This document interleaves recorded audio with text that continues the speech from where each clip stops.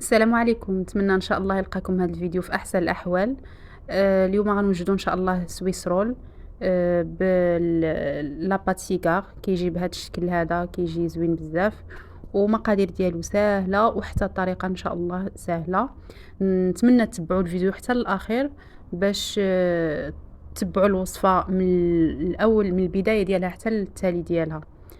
واللي ان شاء الله وكنشكركم بزاف على التعليقات ديالكم زوينين، وما تنساوش تفعلوا زر الجرس باش يوصلكم كل جديد ديالنا. وشكرا لكم بزاف على كل التشجيعات ديالكم ولي اللايك ديالكم. اذا نبداو ان شاء الله. كنحتاجوا واحد 50 غرام ديال الزبده سبيسيال، زبده مزيانه. كنديروا معاها 50 غرام ديال السكر كلاصي. الزبده تكون مذوبه نصف، يعني نص نص، ماشي مهم تكون بحراره المطبخ مزيان. كنخلطوا داك السكر كلاصي مع الزبده مزيان، ومن بعد كنضيفوا لها 50 غرام ديال الفرص الدقيق الابيض. كلشي 50 50 50 غرام. هذه لاباط سيكار، هذه هي اللي غنلونوا بها. كنزيدوا واحد 50 غرام ديال البيض. كنمزجوا الخليط مزيان، كنبقاو نخلطوه مزيان حتى كيعطينا هذا القوام. كيعطينا هذا القوام هذا صافي. من بعد غادي نضيفوا له الملون. كتفرقوه القياس اللي بغيتو، وتضيفوا الملونات اللي بغيتو على حسب الزواقه اللي نتوما باغيين. انا غادي ان شاء الله ندير غير على شكل قليبات هكذا في السويس رول ديالي. صافي كندير الملون احمر وكنبقى نخلط مزيان حتى داك الملون كينسجم لي مع الخليط. كنبقى معاه مزيان حتى كيعطيني اللون اللي بغيت انا. وصافي كنحط واحد البابي كويسون في اللاطه اللي غندخل الفران، وكنبقى نشكل هكا قليبات بشكل عشوائي. انا في البدايه بديت درت قلوبه شويه كبار، من بعد كملت صغار. هو من الاحسن يكونوا كلهم صغيورين، غيجي الشكل زوين بزاف. مهم الطريقه والفكره تكون وصلت. صافي كنبقاو غاديين هكذا هكذا. كن نكملوا، يعني كنكملوا الاطار كامل. وعلاش كنت زعما بشكل عشوائي، ماشي ضروري يكون داكشي مستف. وصافي كنمشي كنشكل هاد القليبات ديالي بهاد الطريقه، ندير كاع كل الجوانب. وصافي دابا هنا غندخلو للكونجيلاتور، غادي يخصو يجمد. وغندوز نوجد الجينواز. كنحتاجو فيها 4 ديال البيضات و125 غرام ديال السكر سنيده. كنطربوا السكر سنيده مزيان مع البيض. وانا ديما جينواز كندير فيها الفاني، يعني كدير واحد الساشيه ديال الفاني وكتبقاي طربي هذا البيض حتى يطلع مزيان، يعني حتى كيولي القوام ديالو كريمي. هذه هي لا جينواز. 4 البيضات كنديروا معاه 125 غرام ديال السكر سنيده.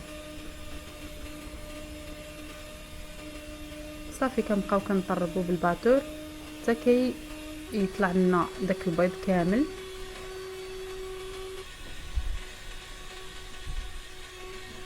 وكنضيف صافي هانتوما كتشوفوا القوام ديالو كي غادي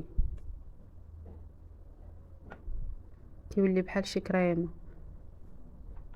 صافي هنا غنضيفوا دابا النواشف. غنديروا 125 غرام ديال الدقيق، يعني القياس ديال سنيده مع الدقيق بحال بحال. 4 البيضات كنديروا فيها 125 غرام سنيده، 125 غرام ديال الدقيق. كنبقاو نضيفوا الدقيق شويه بشويه ونخلطوا من الاسفل للاعلى. انا راه هنا غير مسرعه شويه في الفيديو، راه وانا نقدر نخدمها شويه سريعه حيت يعني الحمد لله متمكنه منها. ولكن كمبتدئين هي بشويه من التحت للفوق حتى كيدخل لنا الدقيق كامل. كنضيفوا لواحد خماره وحده ديال 7 غرام ولا 8 غرام. وصافي تقدر ما ديريش الخماره، تقدري ما تضيفيهاش. انا مهم ضفتها، يعني كنضيفها باش كتزيد تعطيني واحد شويش ديال الفوليوم. صافي هنا كنجبد هذاك اللاطه، كيكون هذاك جامد. دابا راه كنكب عليه هذا الخليط، هو داك القليبات جامدين يعني راسين. كنكب عليه الخليط هكذا كامل، وكنبقى نسرحو بواحد سباتولا على الجوانب كاملين حتى كيتقاد ليا الخليط في اللاطه كامل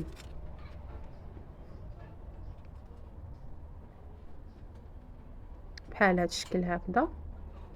نتمنى ان شاء الله تجربوا هذه الوصفه، راه سهله، ماشي شي وصفه اللي صعيبه وناجحه. الحمد لله كتكون ناجحه. سويس رول كيجيكم زوين. والشكل ديالو هو باش زوين، يعني كيجي هو عاطي داير لا ديكوراسيون ديالو، يعني ما تحتاجوش ديروا ديكوراسيون على برا من بعد. صافي هنا غندخلو دابا الفران على درجة حرارة، المهم كتسخنوا الفران كطيبوه على درجة حرارة 150 درجة 160 درجة 10 دقائق كتكون طابت لاجينواز. صافي هنا فاش كنخرجها يلا كتبرد واحد شوية، وكنرولي هاد لاجينواز باش منين نبغي نروليها تجيني ساهلة، هي راه كتجي رطبة. وغادي نغطيها بواحد بلاستيكه ولا ديروا عليها غير منيدل ولا شي حاجه وخليوها وندوزو نصوبو الكريمه. صافي هنا غندير واحد ساشيه ديال كريم شونتيي، هنا انا استعملت غير كريم شونتيي. غنضيف معاه واحد المعلقه ديال واحد 2 معالق ديال سكر سنيده.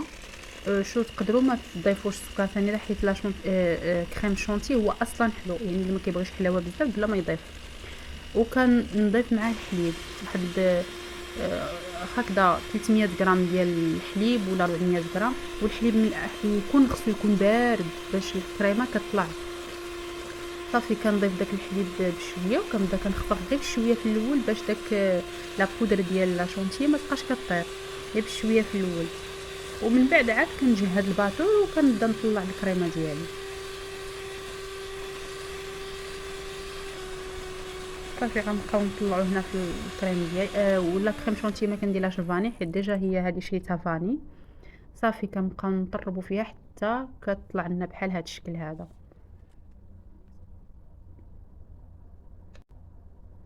صافي دابا القوام ديالها راه ولا مزيان. دابا غنطلقوا داك لاجينواز.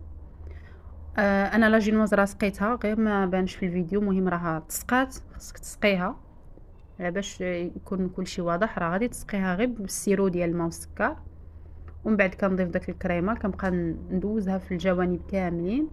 هنا انا خديت انا كنت غندير الفريز ولكن ما لقيتش فاستعملت الفرomboise.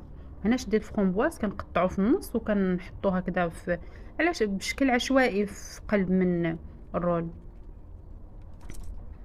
صافي وغادي نبدا دابا غنبدا نرولي الرول الكيك ديالي.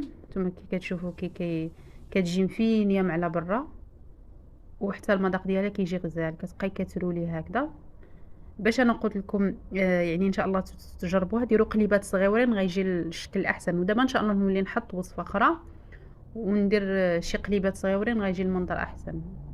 وتا هكا راه جات زوينه. صافي كنمشيو كنقطعو، انا قطعته على 2.